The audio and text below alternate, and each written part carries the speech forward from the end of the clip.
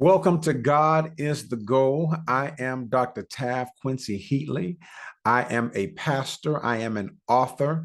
I'm also a life coach. And this is the channel where you will receive information, inspiration, instruction, coaching, and all things for you to be the best you, because I have a desire to see you walk in your why and to see you win.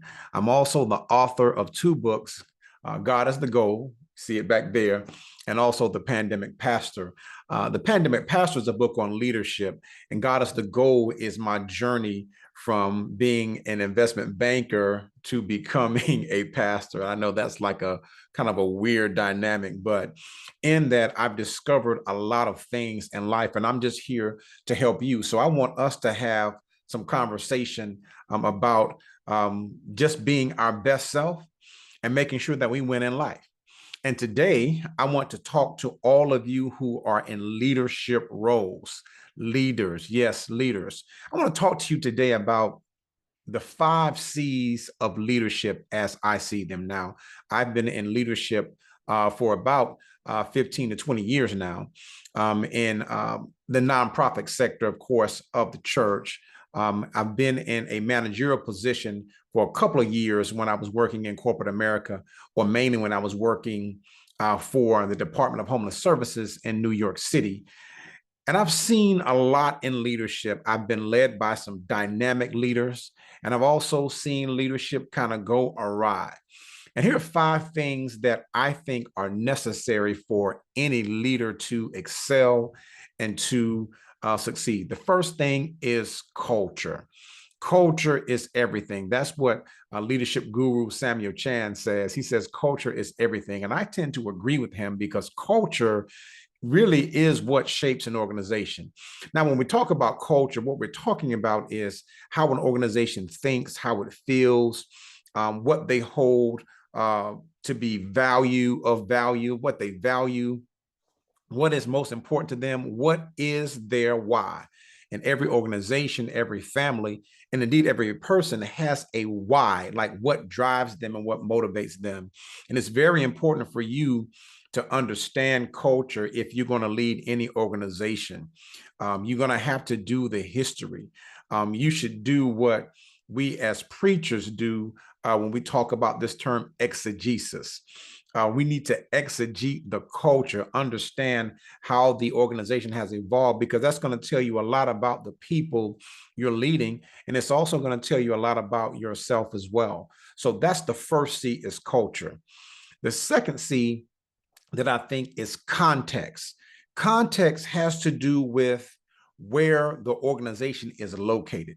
And this is its physical location. And it also speaks about the demographics of the surrounding area where it's located. But when we talk about the context, we're also speaking about where the organization is located internally.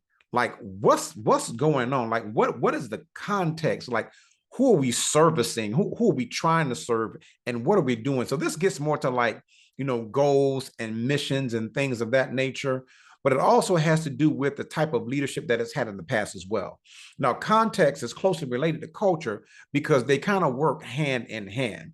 And although the culture can be reshaped and fashioned and formed, context sometimes changes as well, depending on just how things go. So, and I'm going to do an extensive study about context as well, to do some more shows about that, or some broadcasts about that as well. So you have culture, then you have context, then you have the climate.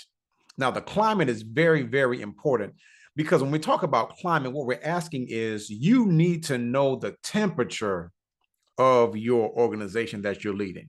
And I even dare say, if you're leading a family, what is the temperature?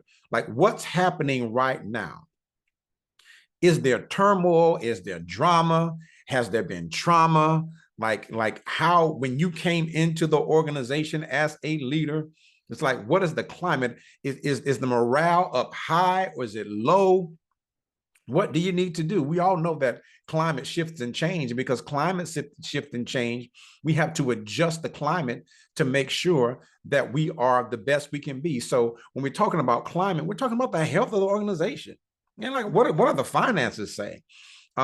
What does it say we spend our money to? And then it also speaks to the morale of the people that you're working with. You know, what is their story? How did they get there? And how are they contributing to the climate? Are they raising the temperature? Are they causing it to be a very, very cold place? Is it too hot? Is it too cold? You know, and we'll talk more about that as well, because we're going to do it. I'm going to do an individual um, leadership podcast on each one of those to kind of take a deeper dive. So we have culture, we have context, we have climate, and we have character. Now, I think character is the most important one, because character has to do with the character of the organization, but more so the character of your leadership. Are you one who leads with integrity? Is integrity something that you hold to be high? Do you value it? You know, are you a person of your word? Do you seek to do what you say you're going to do? And then when you don't do that, you're unable to fulfill some of the things that you promised. Do you acknowledge that? Do you take accountability for it? Do you take ownership of your mistakes? Character and leadership is very key, because the character of leadership will reveal the consistency of leadership. We cannot, as leaders, or you cannot as a leader, have an inconsistent character. Your character has to be in balance, and your character has to be good. Okay. And then finally, the last C is community. What type of community are you creating within the organization? And then you also must think about the type of community that you actually have outside of the organization. Who are your community partners? Who are the people that you're partnering with?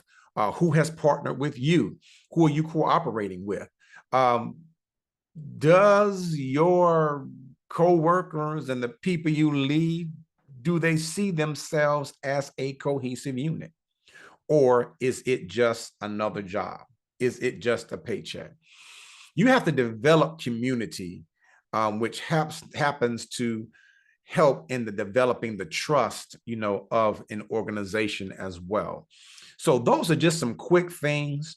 And again, we're going to take our time. Well, I want to take some time. I keep saying we're going to take our time like I'm in church, right? But I want to take some time to go through those individually.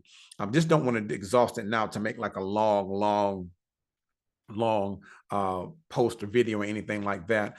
But that's something that we will do. Okay. So this is the leadership edition of God is the Goal. Again, I would love for you to like, share, subscribe, follow me on all of my social media handles. Taft Quincey Heatley.